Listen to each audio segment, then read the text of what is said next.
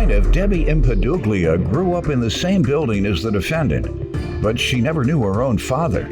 After Debbie took an ancestry test and realized she was half Italian, the defendant started to believe they may share the same father. So Debbie petitioned for a sibling DNA test. Defendant Donna Wilson says her father was a mailman who had an affair with her mother.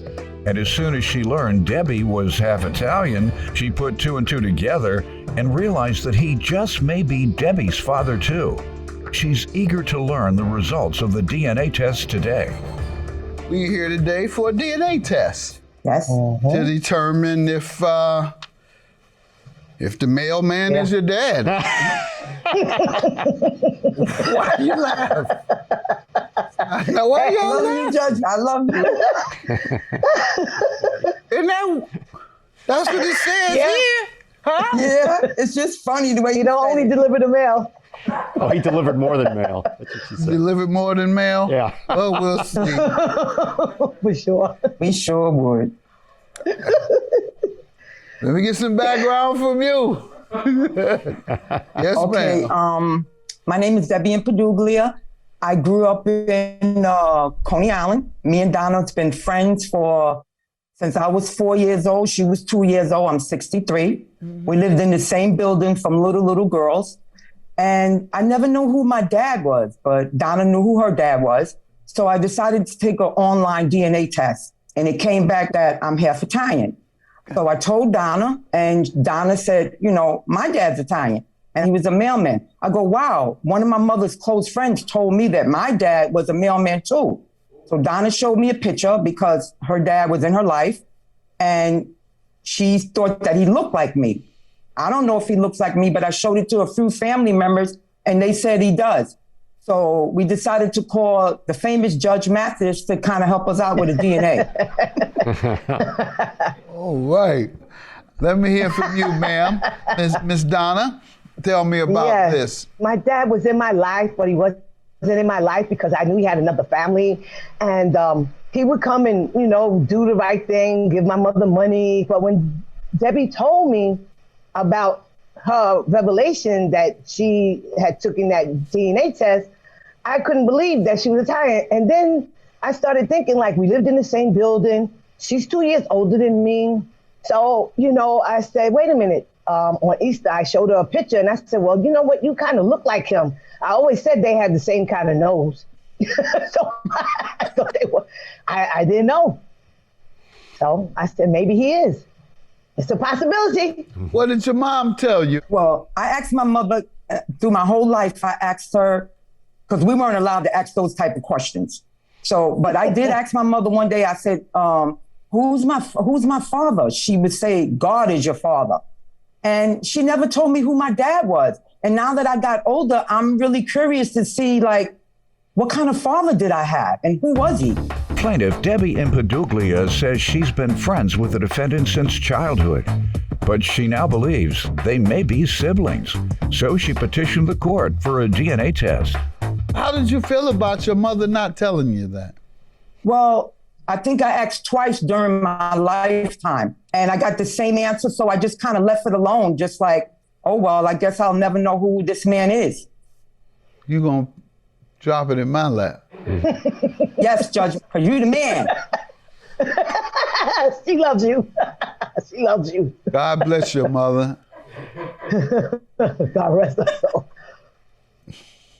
Go ahead, Judge, you can say it. I watch you. I'm not saying a word. I'm not. You heard what I will say. I say what I will say. God bless your mother. And I'm stopping it right there. I just want to say something, if it's okay. Yes. I just want to say that I was told that I had sisters, but I didn't know who my sisters were. I know he had two daughters by his marriage for sure, but some lady told me that he had other children. On his route? Yeah, probably. That route was big. Did you meet any other siblings by your father? Of course not. I was a secret. I was the love child. What about when you became an adult, old enough to associate on your own? You weren't interested? Okay, I took the picture I took of my dad was on my 25th birthday, and I had a feeling, something inside me told me this might be the last time I ever see my father alive.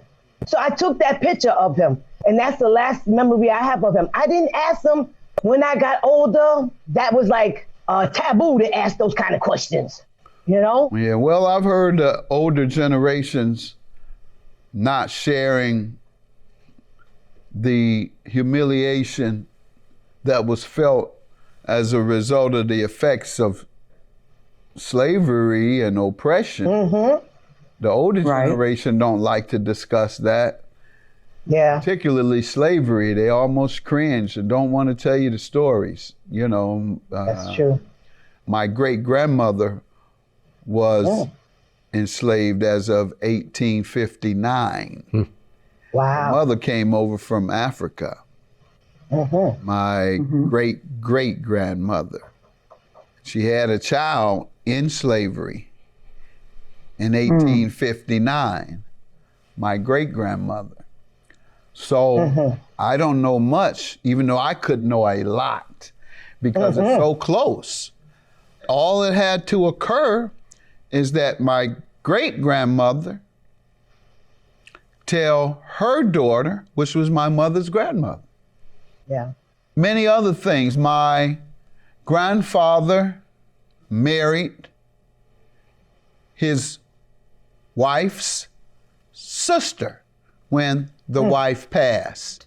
They didn't really want to talk about that, even though that was a normal practice in the earlier centuries.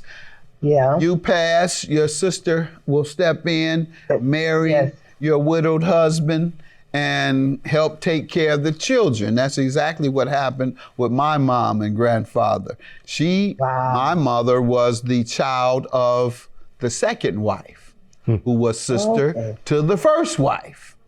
Beyond that, I don't know many stories, but the information is right there.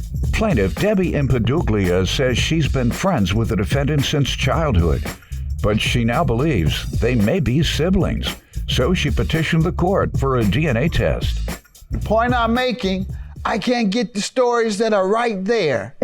And when I've tried over the decades, everybody shy away. We don't want to talk about that. It feels like they're shamed based on the humiliation that they and their parents and grandparents suffered. When in fact, in my opinion, those are inspirational stories. Because the shame that many African Americans feel should be a point of pride. And there's no group of people that have risen so quickly after being held back so far and so long than African Americans. 300 years of slavery and oppression. 100 years of segregation. Unable to participate in the voting system and the equal opportunity, normal civil rights. Well, 65, 64, civil rights, voting rights, 50 years later, we're the president. That's right. So if that isn't something to be, I love to tell those stories. Like I love to tell people about my background. Yeah, I was a street kid, went to jail, came out, got a GED, became a lawyer, became a judge. I'm helping the community. That's inspirational. I want you to know. I'm not hiding what I did. Some of the worst things I ain't trying to tell people about. But some things folks just won't forgive probably. Certain groups of people won't. So in that sense, it's an inspirational story. And that's what I think we, and I hope you listeners, many of the viewers rather, are mature members of our community who have a lot of knowledge that they're probably withholding from us. We need to know it. I need to know whether my granddaddy was the mailman. That's right. Or the fireman. I agree, totally. That's right. Look at me or now. Or the milkman. That's right. Or the police officer. Everybody that come through there with a uniform on, I need to know. Cable. Cable Sure. man, yeah, the cable man is the hottest. No, the trainer doc. The trainer get all the action. The trainer get to put the milkman out of business. That is so funny. Well, you go and let me keep this trainer, this personal trainer. Oh my God. So, man, I ain't trying to make y'all paranoid or suspicious, but I do know a lot of women that have run off with the trainer. And I know a lot of guys that come from prison and who used to be players, pimps, or criminals. They want to become trainers for that very reason. I'm telling you, there is a mindset.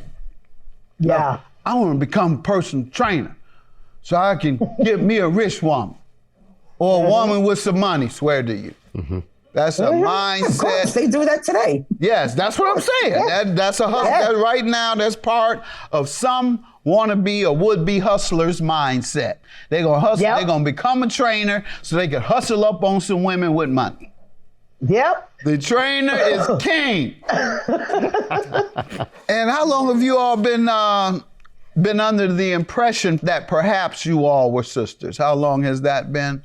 Since I took the DNA back in December? 2020. Just then, huh? That's the... Yes. Yeah. Okay. All right. Let's find out if you're related. Tune in tomorrow when Judge Mathis will reveal the results of today's DNA test.